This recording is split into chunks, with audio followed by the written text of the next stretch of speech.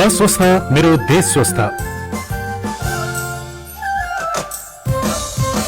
नमस्कार। Novel corona virus अर्थात COVID-19 को दोस्रो लहर, यसबाट परेको प्रभाव र पुनरुत्थानका बारेमा विभिन्न कोणबाट छलफल हुने कार्यक्रम जीवन रक्षामा तपाईलाई हार्दिक स्वागत छ। म लील प्रकाश चन्द। यसअघिका हप्ताहरूमा यो समयमा कार्यक्रम हेलो सांसद सुन्दै आउनु भएकोमा आजबाट भने हामी कोरोनाको संक्रमणले विभिन्न क्षेत्रमा पारेको प्रभाव र जोखिम न्यूनीकरणका उपायका बारेमा विभिन्न सामग्रीहरू प्रस्तुत गर्नेछौं। यूएनडीपीसँगको सहकार्यमा सामुदायिक रेडियो प्रसारक संघ अकोराबद्वारा सञ्चालित सीआईएनको प्रस्तुति यो कार्यक्रम जीवन रक्षा। आजको कार्यक्रममा हामी कोरोनाको दोस्रो लहरको संक्रमण र यसको सामना गर्नका लागि प्राप्त भइरहेको वैदेशिक सहायता अनि यसको परिचालनका बारेमा छलफल गर्दैछौं। यसबारेमा कुराकानीका लागि अर्थ मन्त्रालयको अन्तर्राष्ट्रिय आर्थिक सहायता समन्वय महाशाखाका उपसचिव दिल्लीराज लेखक टेलिफोन सम्पर्कमा हुनुहुन्छ।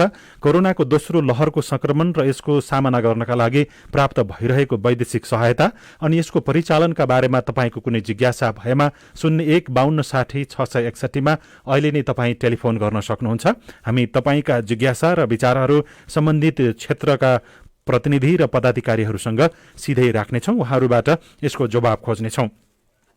कोभिड-19 को दोस्रो लहरले महामारीको रूप लिँदै गर्दाखेरि विभिन्न राष्ट्रिय तथा अन्तर्राष्ट्रिय दात्री निकायहरूले आफ्नो तर्फबाट सहयोगलाई अगाडि बढाएका छन्। कोरोना विरुद्धको लडाईमा नेपाललाई अझ सजिलो बनाउनको लागि विश्व समुदायले अहिले हातेमालो पनि गरिरहेको छ। हामीसँग अहिले कुराकानीका लागि अर्थ मन्त्रालयको अन्तर्राष्ट्रिय आर्थिक सहायता समन्वय महाशाखाका उपसचिव दिल्लीराज लेखक सम्पर्कमा हुनुहुन्छ। स्वागत छ यहाँलाई लेखकज्यू कार्यक्रम यो जीवन रक्षामा। हजुर, धन्यवाद। विशेष गरी अहिले नेपालको यो जुन स्थिति छ कोरोनाको यो दोस्रो लहरका कारणले गर्दाखेरि विशेष गरी भेन्टिलेटर लगायतका अरू स्वास्थ्य उपकरण र बजेटको विषयमा पनि सरकारले त्यसै अनुसारको छलफल चलाइराखेको छ। अर्थ मन्त्रालयको तर्फबाट भइराखेको अहिलेसम्मको प्रयास के छ, संक्षिप्तमा जानकारी दिनुहोला। धन्यवाद।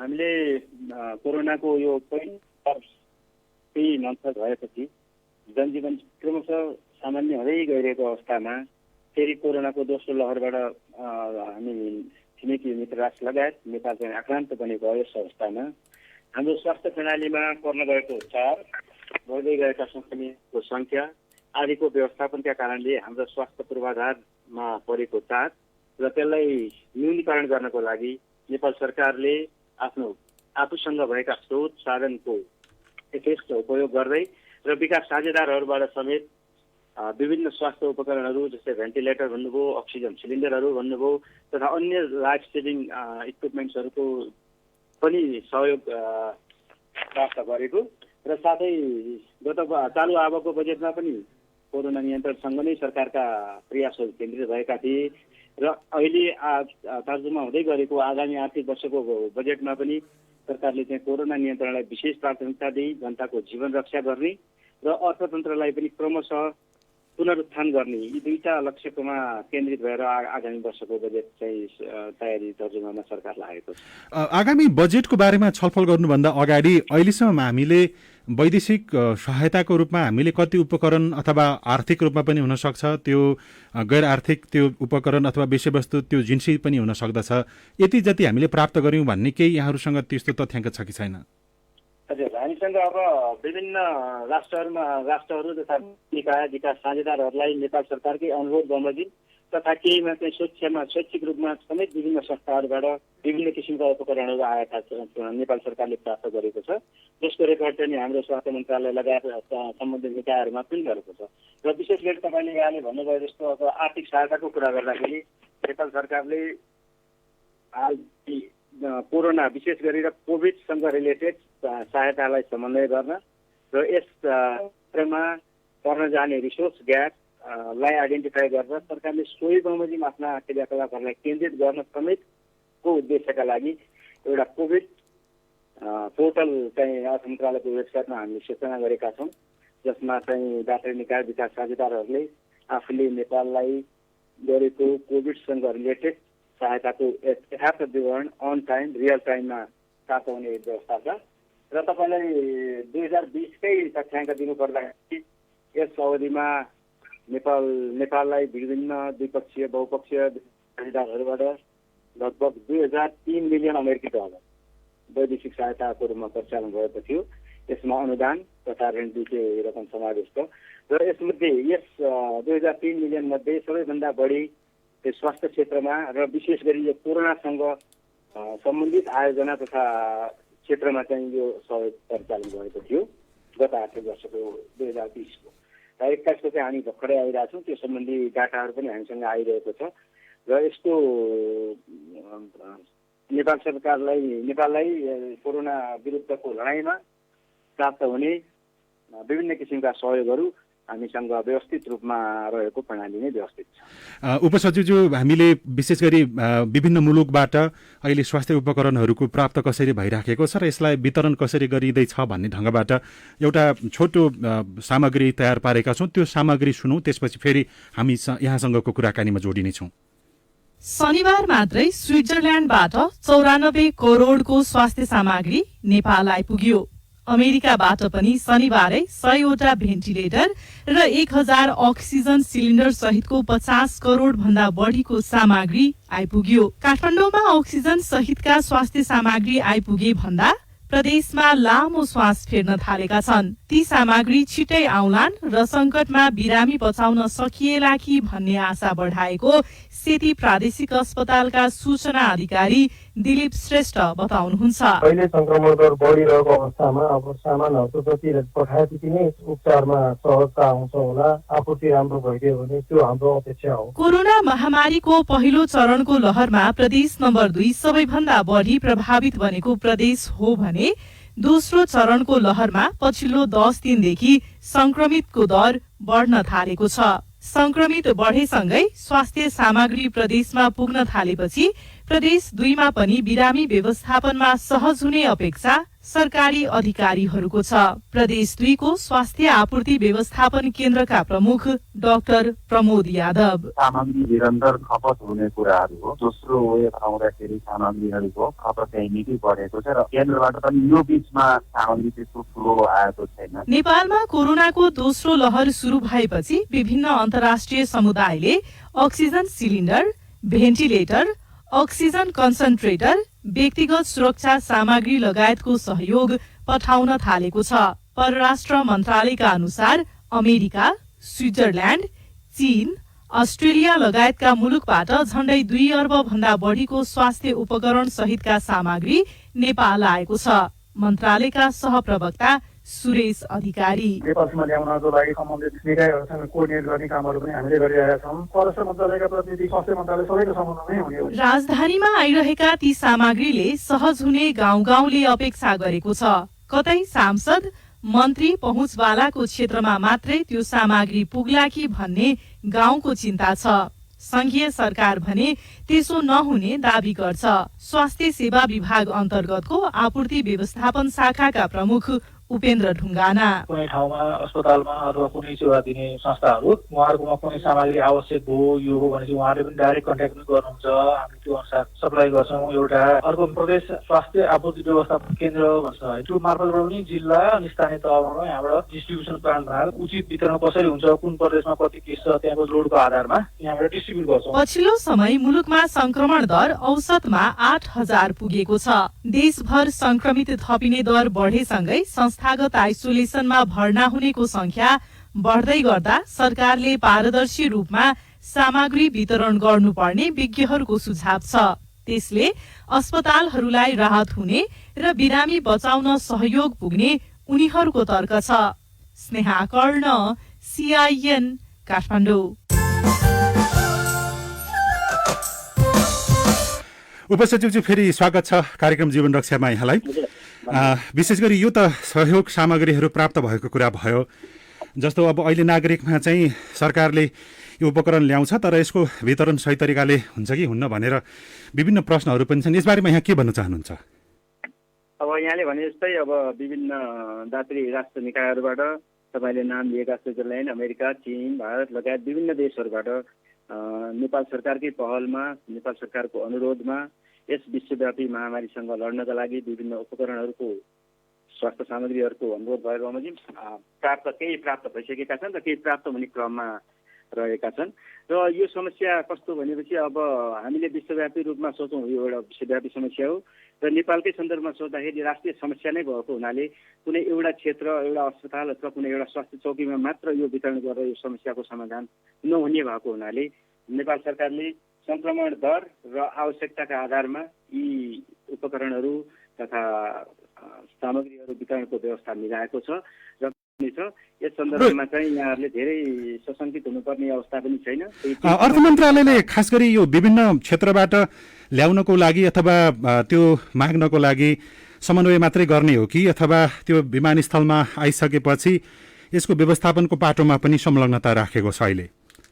खास गरी अब अर्थ मन्त्रालयले चाहिँ यसको विषयमा सहायताको विषयमा समन्वय गर्ने काम हाम्रो हो र तत्सम्बन्धी अब जस्तै यहाँहरूले भन्नुभयो अब आउने सामानहरूमा भन्सार सहजीकरण लगायतका विषयहरूमा अर्थ मन्त्रालयले सहजीकरण गर्ने हो र त्यो बाहेक अब यसको वितरण व्यवस्थापन अन्य चाहिँ सम्बन्धित निकायहरू छन्। हाम्रा स्वास्थ्य मन्त्रालय यससँग प्रत्यक्ष रूपमा रिलेटेड छ र यसैसँग अन्य यहाँहरूले भने जस्तो हाम्रा निर्देशक समितिहरू यो रोगसँग लड्नका लागि बनेका निर्देशक समितिहरू र मुख्य समन्वय काम चाहिँ वितरण यता लगायतका विषयमा समन्वय गर्ने चाहिँ स्वास्थ्य तथा जनसङ्ख्या मन्त्रालयको अधिकार क्षेत्रभित्र परेको छ र उहाँहरूले गरिरहनु भएको छ यो सम्बन्धमा। सरकारले केही मुलुकहरूसँग सिधै औपचारिक तथा अनौपचारिक ढङ्गबाट त्यो छलफल अगाडि बढाएको छ कि नेपालमा उपकरण लगायतका स्वास्थ्य सामग्रीहरू अभाव भयो भनेर। त्यो सँगसँगै अब कतिपय राष्ट्रहरूले आफैले सहयोग गर्न चाहेको बताइराखेको र हामीले कतिपयसँग मागिराखेको स्थिति छ। अहिलेको स्थितिमा आफै सहयोग गर्छौँ भनेर दाताहरू अथवा अरू मुलुकहरू आइराखेका बढी छन् कि अथवा हामीले त्यो कुनै अनुरोध नगर्दासम्म यसको कुनै प्रक्रिया अगाडि नबढेको स्थिति छ? होइन, यसमा दुइटै छ। यहाँहरूले भने जस्तो अब नेपाल सरकारको अनुरोधमा पनि विभिन्न दातरी राष्ट्र निकायहरूले नेपाललाई सहयोग गर्दै आएका छन्। स्वैच्छिक रूपमा पनि अब यो समस्या नेपालको मात्रै नभइकन विश्वव्यापी समस्या भएको र नेपाल जस्ता अल्प विकसित मुलुकहरू चाहिँ यस्तो यो सङ्कटबाट बढी आक्रान्त भएको पृष्ठभूमिमा विभिन्न राष्ट्रहरूले स्वैच्छिक रूपमा विभिन्न राष्ट्र अथवा विभिन्न अझ भन्नुहोस् तपाईँले विभिन्न यहाँले सुन्नुभएकै छ समाचारमा विभिन्न देशमा सङ्घ संस्थाहरूले पनि स्वैच्छिक रूपमा पनि नेपाललाई यो यस कठिन परिस्थितिमा सहयोग गर्दै आइरहेको अवस्था छ। अहिले अब केही जो विकास साझेदारहरू थिए उनीहरू स्वयं पनि कोभिडको सङ्कटबाट प्रत्यक्ष रूपमा प्रभावित भएको अवस्था छ। यसले सिर्जना गरेको आर्थिक सङ्कटले अब सहयोग पनि कटौतीसम्मका विभिन्न प्रभावहरू नेपालमा पनि देखिन सक्छन्। यस्तो समस्यामा बाह्य सहयोग परिचालनका लागि केही चुनौतीहरू देखिन्छन्, जस्तो हामीले कूटनीतिक रूपमा थप गृह कार्य थप छलफल गर्नुपर्ने अथवा फेरि पटक पटक हामीले भनिराख्नुपर्ने त्यस्तो स्थिति केही छ कि छैन सरकारलाई? अब वास्तवमा तपाईँले भने जस्तै अब यो व्यापी समस्या हो र यसमा चाहिँ अल्प विकसित अथवा अविकसित राष्ट्रहरू मात्रै नभएर विकसित राष्ट्रहरू अझ हाम्रा दात्री निकायहरू अथवा विकास साझेदारहरू नै पनि कठिन अवस्थामा रहेको यथार्थ हामी सबै सामु पर्लङ्ग नै छ। र यस सम्बन्धमा अब यसको महामारीको प्रकृति कस्तो छ भनेपछि यसले विश्वव्यापी प्रकृतिको छ र कुनै एउटा देशले कुनै एउटा राष्ट्रले आफू मात्र यस समस्याबाट पार पाउन नसक्ने अवस्थामा र यसले चाहिँ एक क्षेत्रमा फैलिएको सङ्क्रमणले त्यस क्षेत्र आसपास लगायत सम्पूर्ण विश्वलाई नै अन्ततः असर गर्ने यस सम्बन्धमा यस पृष्ठभूमिमा पनि हामीले चाहिँ यस महामारीबाट जुझ्न अथवा यस महामारीबाट मुक्ति पाउन अझ थप सहकार्य र विश्वव्यापी साझेदारीको हामीले आवश्यकता महसुस गरेका छौँ र यस पृष्ठभूमिमा पनि आगामी दिनहरूमा यस सङ्कटबाट विश्व र हामी जस्ता देशहरूलाई पनि पार लगाउन अझ थप सहकार्य र साझेदारीको वृद्धि हुने चाहिँ हामीले अपेक्षा गरेका छौँ। तर अवस्था कठिन छ, तैपनि साझेदारी र सहकार्यबाट मात्रै यस सङ्कटबाट पार पाउन सकिन्छ भन्नेमा हामी विश्वास गर्छौँ। हामी कार्यक्रम यो जीवन रक्षामा तपाईँसँग छलफल गर्दैछौँ भन्ने बारेमा हिजो नै हामीले हाम्रो सामाजिक सञ्जालहरूमा लेखेका थियौँ। त्यहाँ झापा मेचीनगरबाट हरि निरौलाले तपाईँलाई प्रश्न लेख्नु भएको छ। कोभिडसँग सम्बन्धित बाह्य सहयोग त आइ नै रहेको छ, तर कुन देशले कति सहयोग पठायो, कहाँ कहाँ परिचालन गरियो भनेर सबै नागरिकले कसरी जान्न पाउँछन् भनेर सोध्नु भएको छ। यस सम्बन्धमा तपाईँले हाम्रो अर्थ मन्त्रालयको वेबसाइटमा कोभिडसँग रिलेटेड एउटा कोभिड पोर्टल नै हामीले सिर्जना गरेका छौँ र सामान्य रूपमा भन्दाखेरि नेपालमा आउने विकास सहायताको सम्बन्धमा यहाँले कुनै जानकारी राख्न चाहनुहुन्छ भने हामीसँग सहायता व्यवस्थापन सूचना प्रणाली अर्थ मन्त्रालयको वेबसाइटमा प्रवेश गर्ने बित्तिकै त्यसमा हेर्न पाइन्छ कुन दात्री निकाय, कुन विकास साझेदारबाट कुन क्षेत्रमा कुन आयोजनाका लागि कति रकम प्राप्त भएको छ, ती सबै कुराहरू हामीले पारदर्शी रूपमा हेर्न सकिन्छ। र कोभिडकै सन्दर्भमा भन्दाखेरि कोभिड पोर्टलमा नै कुन राष्ट्रबाट कति अथवा कस्तो सहयोग प्राप्त भयो भन्ने कुरो चाहिँ तपाईँले रियल टाइममा हेर्न सक्ने व्यवस्था चाहिँ गरिएको छ। कैलाशपति थारूले राप्ती सुनारी 5 बाँकेबाट हामीलाई लेखेर पठाउनु भएको छ कि सरकारले विभिन्न प्रकारका भिन्नता देख्दा देख्दै पनि सबै नागरिकको लागि किन खोप व्यवस्थापन गर्न ढिलाइ गरेको होला, यसमा अर्थ मन्त्रालयको तर्फबाट केही थप खोप ल्याउनको लागि पहल भइराखेको छ भने जानकारी दिनुहोला भन्ने सोध्नुभएको छ। हजुर, धन्यवाद प्रश्नको लागि। खोप व्यवस्थापन सम्बन्धमा यहाँहरूले भने जस्तो हामीले कोभिड विरुद्धको खोप निस्किने बित्तिकै गत महिनादेखि नै विभिन्न राष्ट्र, खास गरी हाम्रा मित्र राष्ट्रहरूबाट चाहिँ अनुदानमा सुरुमा अनुदानमा र तत्पश्चात हामीले खरिद गर्ने समेत सम्झौता गरी केही मात्रा डोजहरू पनि प्राप्त भइसकेको अवस्था छ। तर वर्तमान अवस्थामा कस्तो भयो भनेदेखि अब सबै राष्ट्रहरू, खोप उत्पादक राष्ट्रहरू आफै पनि यस कोरोनासँग जुधिरहेका र उनीहरूलाई आन्तरिक रूपमा पनि व्यवस्थापन गर्न कठिन भइरहेको अवस्थामा पनि नेपाल सरकारले विभिन्न अन्य राष्ट्रहरूसँग, अन्य खोप उत्पादक राष्ट्रहरूसँग, त्यसै गरी एउटा कोभ्याक्स संस्कृति अन्तर्गत पनि हामीले खोप प्राप्त गर्न सक्ने अवस्था छ र यस सम्बन्धमा विभिन्न चरणमा वार्ताहरू भइरहेका छन् र अझै भविष्यमा पनि, निकट भविष्यमा पनि भइरहने र निकट भविष्यमा नै हामी यो आशा गरौँ कि हामीले हाम्रो खोप अभियानका लागि आवश्यक खोपहरू चाहिँ प्राप्त गर्दै जानेछौँ भन्ने चाहिँ आशा गर्ने ठाउँ छ। अहिले अब कोरोनाले गर्दाखेरि सिङ्गो नेपालको बजेटकै स्थिति अब लथालिङ अवस्थामा, यसरी भनौँ न, अझ त्यसको चाहिँ एउटा ठाउँमा छुट्याएको बजेट रकमलाई अर्को ठाउँमा प्रयोग गर्नुपर्ने स्थिति देखा परिराखेको छ। यो कोरोनाकै कारणले गर्दाखेरि हो। अब थपिएको जुन आर्थिक सङ्कट छ यसलाई थेक्नको लागि बाह्य सहयोग हामी यति आकारको सहयोगको अपेक्षा गरेका छौँ अथवा प्रस्ताव गरेका छौँ भन्ने बारेमा अथवा मन्त्रालयले लिइराखेको पहलको बारेमा केही छोटकरीमा बताउनुहुन्छ?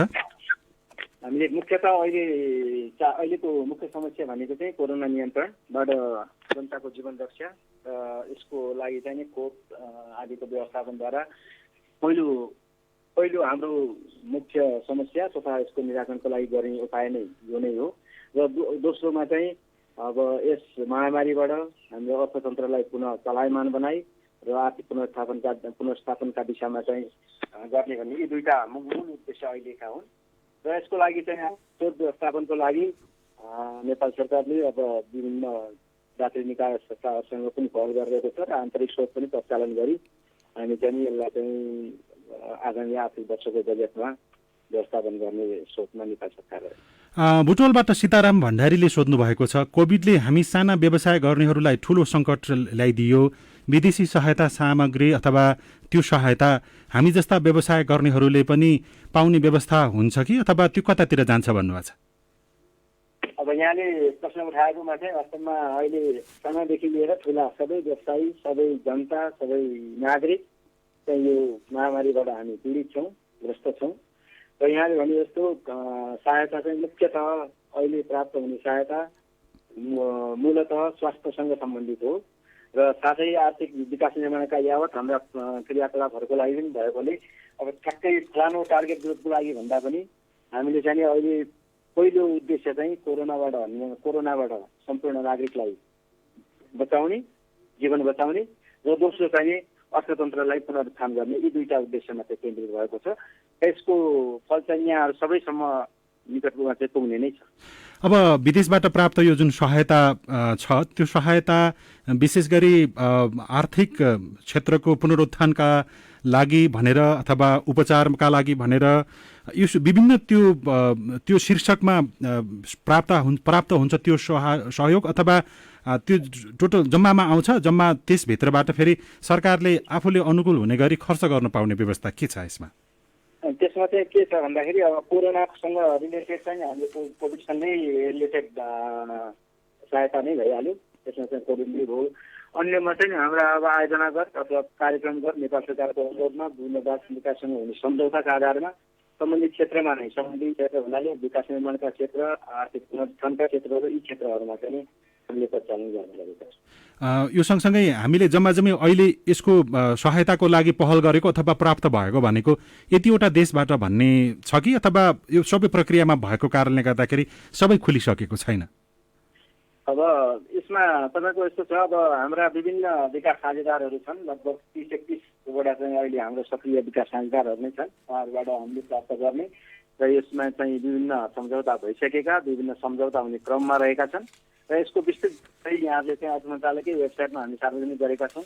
कति रकमको प्रतिबद्धता भएको छ र कति रकम प्राप्त भएको छ, यी कुराहरू चाहिँ सम्पूर्ण कुराहरू चाहिँ सार्वजनिक गरिएका छन्। अब सरकारले आगामी आर्थिक वर्षको लागि बजेट ल्याउने तयारी पनि गरिराखेको छ। यो यसमा पुनरुत्थानको विषय हुन त यहाँको यो विषय हो कि होइन, तैपनि हामीले आर्थिक पुनरुत्थानको विषयमा सरकारको तर्फबाट, राज्यको तर्फबाट पनि हामीले यति व्यवस्थापन गर्ने तयारी भइरहेको छ अथवा यति चाहिँ टुङ्गो लाग्यो भन्ने त्यस्तो स्थिति केही छ कि छैन अहिले? अब यो चाहिँ कस्तो भयो भनेपछि आर्थिक पुनरुत्थान भनेको एउटा होलिस्टिक एप्रोच हो। ठ्याक्कै आर्थिक पुनर्स्थापनामा यति भन्दा पनि आर्थिक क्षेत्रसँग सम्बन्धित विभिन्न क्षेत्रहरू भन्नुहोस्, यहाँले विकास निर्माणदेखि लिएर राहत आदि सम्पूर्ण कुराहरू यी क्षेत्रभित्र भएको हुनाले आर्थिक पुनरुत्थानमा एउटा टपिक मात्रै नभइकन यसका विभिन्न हुने हुँदाखेरि सोही बमोजिम चाहिँ बजेटको व्यवस्था गरी परिचालन गर्ने चाहिँ सोच छ। नुवाकोटबाट रमेश नेउपानेले के सोध्नु भएको छ भने सबै देशबाट आएको सहायता हेर्दा कति बराबरको सहायता नेपालले पाइसक्यो भन्ने जान्न चाहन्छु भनेर सोध्नु भएको छ। यहाँले भनेको प्रश्नमा 2020कै कुरा गरौँ। हरेक वर्ष चाहिँ हामीले कति सहायता प्राप्त गऱ्यौँ भन्ने कुरा सार्वजनिक हुन्छ। हरेक रियल टाइममा, अहिले त रियल टाइममा नै प्राप्त हुने व्यवस्था छ र गति आर्थिक वर्षमा हामीले $2003 मिलियन अमेरिकी डलर बराबरको सहायता चाहिँ नेपालमा परिचालन भएको थियो, जसमध्ये कोभिडसँग मात्र रिलेटेड मात्र लगभग 500 मिलियन अथवा 25% चाहिँ त्यो सहायता परिचालनको 25% चाहिँ कोभिडसँग रिलेटेड सहायता थियो। तेजबहादुर ओलीले हाम्रो सामाजिक सञ्जाल फेसबुकमा लेख्नु भएको छ, सरकारले यति नै बेला फेरि चुनावको घोषणा गरेको छ। यदि चुनाव भयो भने विदेशबाट जुन क्षेत्रमा जुन कामको लागि पठाइएको सहायता हो त्यो सहायता रकम सरकारले आफ्नो मन लागेको ठाउँमा चुनावका लागि खर्च गर्ने स्थिति हुन्छ कि हुँदैन भन्नुभएको छ। त्यो स्थिति सामान्य हुँदैन, किन मैले अघि नै भनिसकेँ, कुनै पनि कार्यक्रम अथवा आयोजनाका लागि अथवा कुनै निश्चित उद्देश्यको लागि चाहिँ विकास साझेदारहरूसँग सहमति गरिन्छ, सम्झौता गरिन्छ र सोही सम्झौताका आधारमा चाहिँ उक्त विकास सहायता परिचालन हुने अवस्था रहेको। यहाँले जानकारी त दिइसक्नुभयो कहाँबाट कति सहयोगको स्थिति छ भनेर, त्यसमा सबभन्दा धेरै सहयोग फलाना यतिवटा मुलुकबाट अथवा मध्यम खालको सहयोग यतिबाट भन्ने त्यस्तो स्थिति हुन्छ कि हुँदैन अर्थ मन्त्रालयको तर्फबाट? त्यो पनि हाम्रो सार्वजनिक नै छ। हामीले विकास डेभलपमेन्ट कोअपरेसन रिपोर्ट भन्छौँ हामी, विकास सहायता प्रतिवेदन। हरेक वर्ष चाहिँ अर्थ मन्त्रालयले कुन जातीय निकाय कुन राष्ट्रबाट कति सहायता के बापत प्राप्त गर्यो भन्ने कुरो चाहिँ हामी सार्वजनिक गर्छौँ र पछिल्लो सार्वजनिक रिपोर्ट चाहिँ 2020को हामीले सार्वजनिक गरिसकेका छौँ, जस अन्तर्गत अब विभिन्न बहुराष्ट्रिय क्षेत्रबाट प्राप्त सहायताको रकम र द्विपक्षीय विभिन्न मुलुकहरूबाट प्राप्त सहायताको रकम समेत त्यसमा सार्वजनिक गरियो। नेपालगञ्जबाट शङ्कर शर्माले सोध्नु भएको छ, नेपालभित्र रहेका दात्री निकाय र अन्तर्राष्ट्रिय सबै गैर सरकारी संस्थाहरूलाई परिचालन गर्नको लागि अर्थ मन्त्रालयको तर्फबाट त्यस्तो संयन्त्र केही निर्माण गरिएको छ कि के छ भन्नुभएको छ? अब यसमा यहाँले भने जस्तो विभिन्न विकास साझेदारहरूसँग समन्वय गर्ने काम अर्थ मन्त्रालयले गरिरहेको छ र अन्य अन्तर्राष्ट्रिय गैर सरकारी संस्था लगायत सामाजिक संस्थाहरूको हकमा चाहिँ हामीसँग सामाजिक कल्याण परिषद उसले चाहिँ समन्वय गर्ने काम गर्छ। हामी कुराकानीको झन्डै अन्त्यमा आइपुगेका छौँ। समय दिनुभयो यहाँलाई धेरै धेरै धन्यवाद छ। यहाँलाई पनि धन्यवाद। यस महत्त्वपूर्ण विषयमा मलाई आफ्नो विचार राख्ने मौका दिनुभएकोमा धेरै धेरै धन्यवाद। धेरै धन्यवाद। कार्यक्रममा हामी छौँ, कार्यक्रम हो जीवन रक्षा। जीवन रक्षाको आजको अङ्कमा हामीले नेपालले विभिन्न दात्री निकायबाट प्राप्त गरेको सहायता र त्यो सहायता रकमलाई परिचालन गर्नको लागि बनाइएका संयन्त्र र अहिलेको प्रावधानको विषयमा कार्यक्रम जीवन रक्षामा अर्थ मन्त्रालयको अन्तर्राष्ट्रिय आर्थिक सहायता समन्वय महाशाखाका उपसचिव दिल्लीराज लेखकसँग कुराकानी गर्यौं र हामीले विभिन्न क्षेत्रबाट प्राप्त भएका सामाजिक सञ्जाल र अरू विभिन्न माध्यमबाट प्राप्त भएका तपाईँ श्रोताहरूको आफ्नो जिज्ञासा विचार पनि कार्यक्रम जीवन रक्षामा हामीले प्रस्तुत गर्यौं। कार्यक्रम जीवन रक्षाको अन्तिम आइपुगेका छौं। तपाईँ हामीलाई हाम्रो फेसबुक पेज CIN खबरमा पनि लेख्न सक्नुहुन्छ। त्यसैगरी हाम्रो ट्विटर ह्यान्डल CIN खबरमा पनि तपाईले मेन्सन गर्न सक्नुहुन्छ। कार्यक्रम सुनिसकेपछि तपाईको मनमा उठेका प्रश्न र कुनै विचार भएमा हामीलाई पठाउनुहोला। साझा खबर @gmail.com मा पनि तपाईँ लेख्न सक्नुहुन्छ। हाम्रो IVR नम्बर 015260 6446 मा पनि तपाईले आफ्नो विचार फोन गरेर दिएको निर्देशन अनुसार राख्न सक्नुहुन्छ। कार्यक्रमको समय आजलाई सकिएको छ। प्राविधिक साथी सुनिल राज भारतलाई धेरै धन्यवाद दिँदै रेडियो कार्यक्रम जीवन रक्षाबाट हामी सबै बिदा हुन्छौं। नमस्कार।